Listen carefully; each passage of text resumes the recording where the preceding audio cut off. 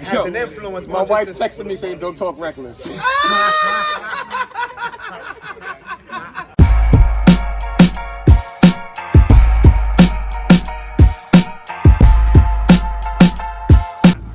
Yo, I don't know where you at, but I know where you supposed to be. Right here, 237, no place like home. Catch me on the stoop. Obama, the nasty boy, what's better than you? And today, right here on the stoop, Queens is in the building. Queens is in the building. I don't know if you know right now, but Queens is in the building. We got Mr. Corey Smith with us. If you don't know, get your Google up. Let me tell all of y'all out there right now, so don't come to the stoop. Don't come to the stoop. Don't even. I'm pulling up. You better pull up right. Let's go. If you're going to pull up to the stoop, Daddy, pull up with your sneaker game right here. I'm talking about you all day, all night. I got real intentional with my shit today. Yes. Let me talk about mine. Let me break it down. I'm going to show you what I did. I'm going to show you what I did. So first of all, I had to go with the black designer. Shout out to my guy Chris Latt, AACA. You see it? It was established in 1991. This is where you gotta go do your Googles. The Jordan 6s, they came out in 1991. I was intentional with mine today, bro. Don't play with me. I knew what I was doing. I knew what I was doing when I got dressed today. As you were supposed to. Hey, it's a little light work. Has an influence. My wife texted me saying, "Don't talk reckless."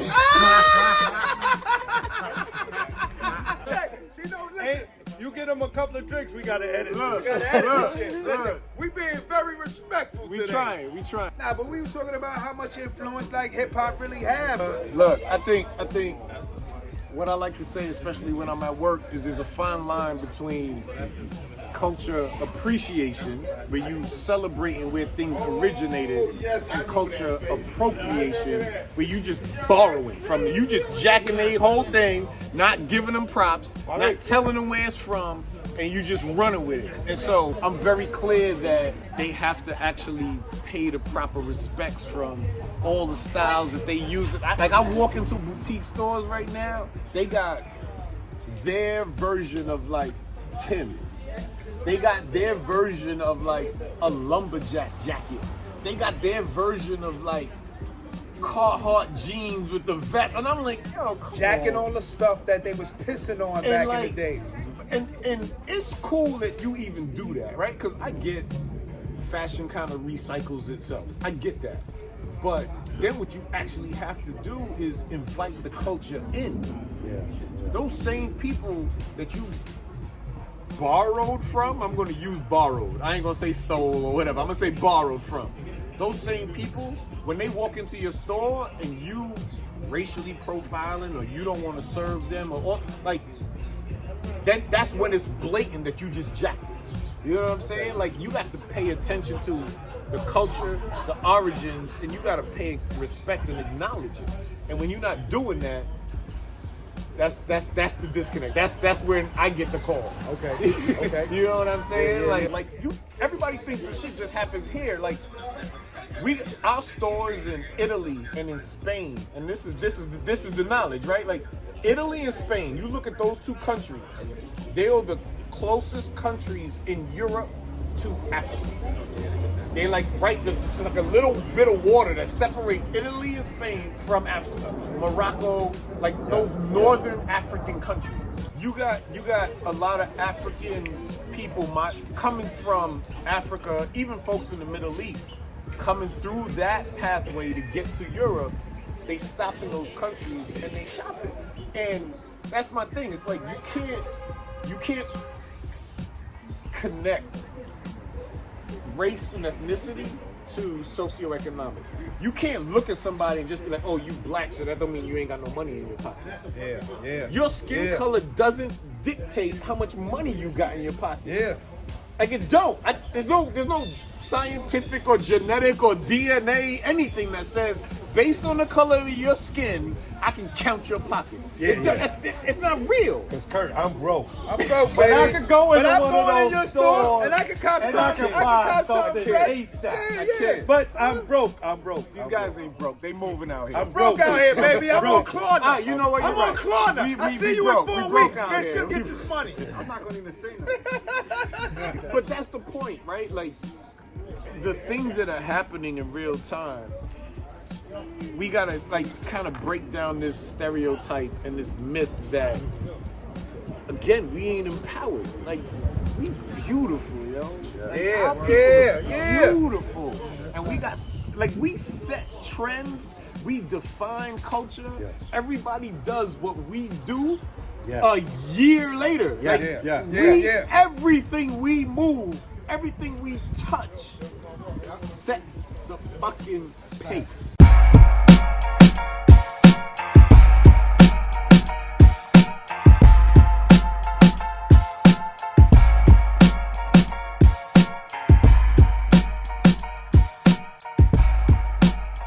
What I know is, and it's something we all know, right? Like, one, hip hop is a young man's sport. Right? Like, at some point, unfortunately, the culture says you age out. I don't think that's true, but that's what the culture says. It shouldn't be that way, but that's what the culture says. What we also know is, from a very factual perspective, the pioneers of this game, they didn't make any money. Like, that's just the reality of it. They had either no contract or horrible contracts, or like they just didn't make any paper. So Listen, let's go here. Let's go here. Let's go here. Like a Queens thing, because not even the Queens thing though. But let's keep it a stack though. Because those they Queens didn't guys even started think, it. Let's keep it a stack though. They didn't real- even. Hip hop was not even supposed to Yeah. last more It than wasn't 10 supposed to years. last. It wasn't supposed That's to my last. point. So the fact that we was celebrating really, 15 years is so a nobody was really fucking putting jewel. money into that. Yeah. Nobody was gonna put money at all. back. No, into because you. those Nobody Queens was guys, gonna sign they you. was sitting down with Russell. They was getting money. They was actually putting out the music, but they wasn't getting no Wasn't money. getting no change. But was you First doing guy it for to, that? like, really- They was was doing doing it it for the love. They was doing it for the They was love. doing it They for was the doing it for the love. love. They was doing it for their block. Like, that's No doubt. what hip hop was in the Yeah, beginning. yeah, You yeah. wanted to go to the park. wanted You to wanted shout to out rock, by the hood, yeah. and you wanted to be able to walk outside tomorrow, and everybody was like, "Yo, you got busy like, last yo, night. You right, got wanna busy be a yesterday. hood." There's a lot of guys that did not make money. Right. In the beginning, it wasn't even about that. Right. Yeah. You know what I'm saying? So, like, how do you measure those guys against something that they weren't even thinking about? Right. You know what I mean? Like, and so hip hop as a music form, like, you listen to the content, and that's all everybody talks about. Like, money. Right, There's right. so many other things in everybody's life here besides money. Right. It's love, it's your kids, it's your family, it's relationships, it's your work. It's like, If the older generation didn't know the business, we just doing it for. How can I pass right. you down? Maybe they couldn't even put you on because they didn't know themselves. Like, A lot of them dudes, they haven't made another song since like '88. Listen, but, yeah, but exactly. they outside, they still performing. Yeah, A lot my of them dudes, they man go to Reed- Europe My man and they'll Reed, perform. They shit from the '70s and the '80s, and they'll kill it. my Like, man they Reed, do dope he sets. sat down and did some music, and I said, yo, my nigga, if this ain't 80s style rap, nigga, leave this shit for the young boy. And the nigga Reem sat down and said, yo, listen, I got this, kid. I got this. Yo. He got his grandson. He got his motherfucking Don't forget his son. Don't forget his son. Start with his son. with his son. Start with his son. Shout out to Stay in Charge. So listen, Shout out to Stay in Stay in Charge. Charge. freestyle in his car. Yo, Did it what- so. what- Shout come out. on, Stay in come Charge. on. Say what Say- up, baby. talk about Say it. in love, yo. Say came up, he pulled up on the stoops. What up, Say? Don't forget Takeover. Come on, give it Greedy over. gang. Come Greedy on, gang. Hey, Rod. Swing it, Rod. Swing it at the Greedy Gang. Greedy Gang Takeover show every Friday. chicken wings, Genesis Radio, my brother, myself, Still Motivator Wing. I mean, we on every Friday 9 to 11. I saw y'all interview with Mr. Mayo. Shout out Okay. to Mr. Mayo. And He was- did was- touch. He was did real touch. adamant. Damo, what's up, He Damo? was Damo. real adamant about the older people not reaching out. Reaching and out to the people youth. involved. Yeah. I respect that. But at the same time, they can come up with it's the people they talking to. It's assholes in every generation. I feel like though, because we more connected with hip hop than our parents was. Right. And that's the That it's easier for us to get in tune with what your kids might be talking about, or easier to catch up with them. Like, all right, I get what you're trying to go with that, or what that means. Because I could have been having a whole conversation in front of my parents. You wouldn't have known what the hell that shit was. Right. Queens is definitely in the building. Shout out to Laurelton. You know, I already know what it is. Shout out to Laurelton. She wasn't All outside. you Queens niggas out there, I ain't forget y'all. I see y'all out there. It's love. We don't care where you from. Yo, Flick Cannon. Let's turn that camera around. Hey, yo, Flick Cannon. Turn that camera around and get Uncle Mike and motherfucking True Scriptures right quick, baby. Yes, it's a lot of love there. It's a lot of love. And get that brown for a nigga with that razor on his hat. No, the nigga over there with that razor on his hat. We're a box cutter on the hat. You already know. Cut you in a minute, nigga. If you ain't carry a box cutter on the G train, you wasn't moving. Talk about it. No, the box cutter is a regular box cutter. That shit Home Depot right there. The orange one was Home Depot. But yo, So can I talk about Best Side real quick? hell you got, yeah, hell yeah. Yo, hold on. You said you gonna talk about Best Side. What you gonna do about So that? I'm gonna break it down for you. You know, I'm a little funny about when Nah, I get it. The Queens nigga talk about Best Side. I get it. But I'm gonna give you some knowledge. you know more people than they I'm love some Best knowledge. Side. I'm gonna give you some knowledge. So, my first job out of college was with IBM. Right there over there, right there, right there, over there, Had right a there. manufacturing plant on the corner of DeKalb I've been and no Nostrand. shit. Yes, sir. What most people don't know is IBM built that manufacturing plant in the 1960s with the Kennedy administration when JFK was the president. And they built that plant 100% with the intention to hire people from the neighborhood. Look, you Bed-Stuy watching this and you get all knowledge. black. Bed-Stuy was all black. So You like, watching this this and was my get knowledge. first job out of college. I was like, I'm happy to be working for IBM, big corporate Fortune 10 company. They sent me to Bed-Stuy. Yeah. And 98% of the people that worked in that manufacturing plant were black. The other 2% were Latino, Hispanic. Okay. The guy that ran the plant, so the plant manager, who was basically our CEO, was black. Our CFO, Chief Financial Officer, black. Our Chief Marketing Officer, black.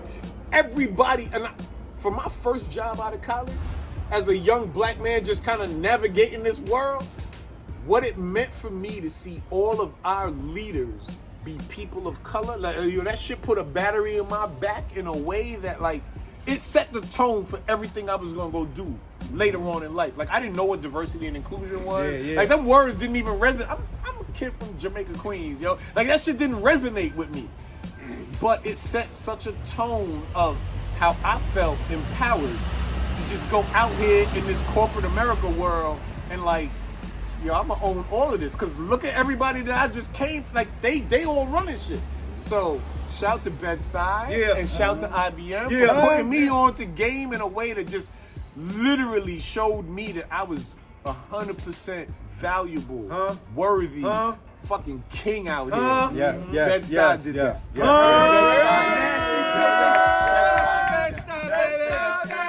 Queens, Laurelton is in the building, baby. Yo, we want to sit down. We want to sit down and say, yo, Core, we appreciate you. So Thank you So for coming through. And again, continue to keep doing what you're doing. Stay dope. What's sit better down than you, and baby? keep What's better than pushing you? us. You already know. Where I go, the culture go. And wearing them dope ass suits, Holla. baby. You be And looking keep your sharp. kid- You gotta get the team together. You gotta coordinate. Yo, first of all, Shout out to the sharp as a motherfucker. if you're not following Corey Smith, you missing out, Daddy. Cause you Mr. missing Corey out. Smith You on missing out. IG, get at me. Corey with an E. Y'all leave that E out, you losing. That's from RBL. Mr. Corey Smith on Don't IG, forget, you get know at what it me. is. Catch us on the stoop 237. It's nothing better than you as well. No place like home. On it. Salute. Filthy animals.